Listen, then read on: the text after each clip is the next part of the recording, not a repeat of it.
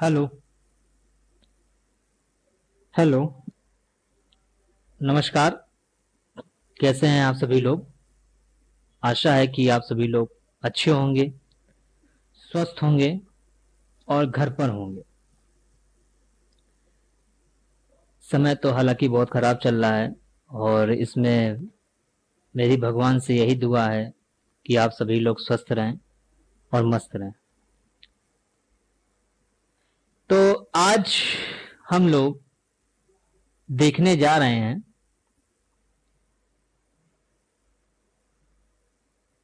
IPC के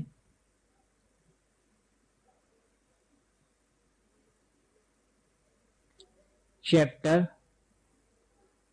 4, जिसे हम लोग साधारण अपवाद जनरल एक्सेप्शन के नाम से भी जानते हैं, के अंतर्गत सम्मति का बचाव। सम्मति का बचाव जो कि धारा 87 से लेकर 92 तक में बताई गई है। ठीक है।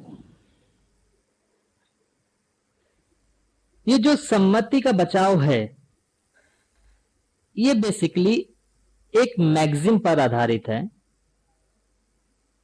जिसे आप सभी लोग ने कभी ना कभी सुना होगा, वॉलंटाई नॉन फिट इंजूरिया। ठीक है। जिसका अर्थ ये होता है कि जो व्यक्ति सम्मति देता है वह हानि को भी सहन करता है। अर्थात जो व्यक्ति सम्मति दे रहा है वो सम्मति किस बात की दे रहा है? वो सम्मति इस बात की दे रहा है कि इससे जो भी हानि होगी वो उसके द्वारा क्या की जाएगी? सहन की जाएगी। ठीक है ना? ये नहीं कि सम्मति दे दी और फिर आपने क्या किया, आपको कुछ हानि हुई तो आपने उसके खिलाफ क्या कर दिया? मुकदमा कर दिया। नहीं, आप सम्मति किस बात की दे रहे हो? आप सम्मति दे रहे हो कि इसके द्वारा आपको जो भी नुकसान होगा, जो भी हानि होगी, वो आपको क्या होगी? सहन करनी होगी। क्यों? ऐसा क्यों माना जाता है या ऐसा क्यों कहा जाता है? तो इसके पीछे दो अवधारणाएं हैं। पहली अवधारणा यह कहती है कि जो प्रत्येक व्यक्ति होता है वो अपने हित का क्या होता है? सर्वोत्तम निर्णायक होता है। यानी प्रत्येक व्यक्ति को अपने हित का सबसे अच्छा जज माना जाता है।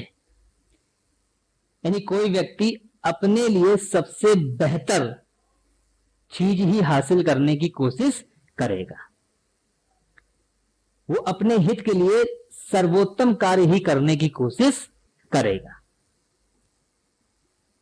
ठीक है ना? तो प्रत्येक व्यक्ति क्या होता है? अपने हित का क्या? सर्वोत्तम निर्णायक होता है।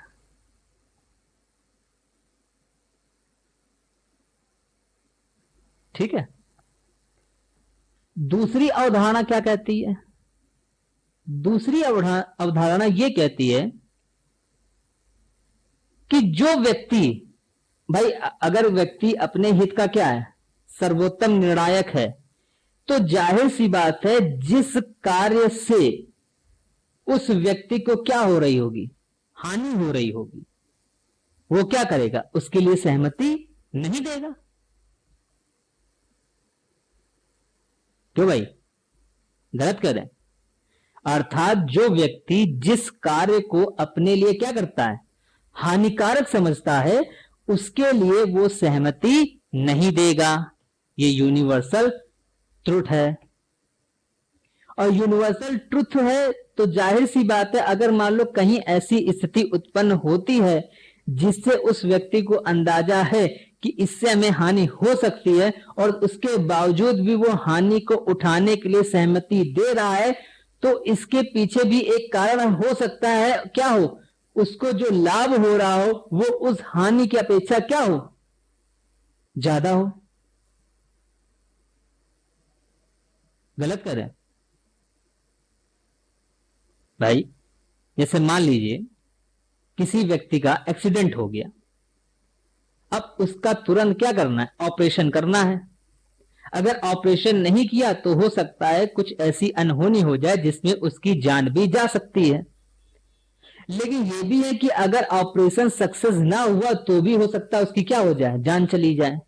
लेकिन इसके पीछे कहीं ना कहीं एक संभावना है कि हो, भगवान का आशीर्वाद या ऐसा हो जाए कि वो ऑपरेशन क्या हो जाए? सक्सेस हो जाए और उसकी जान बच जाए।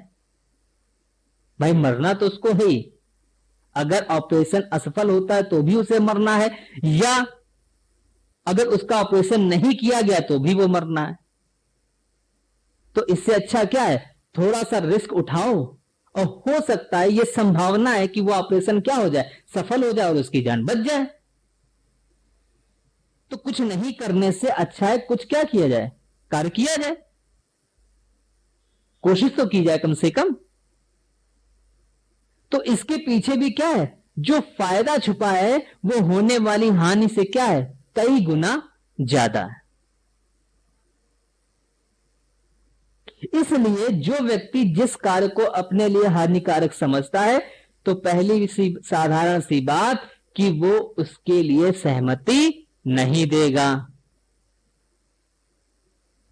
ठीक है ना? यानी जो जिस कार्य की वजह से, जिस कार्य से हानि हो, वो क्या करेगा? उसके लिए सहमति नहीं देगा। ये एक साधारण सी बात है। ठीक है।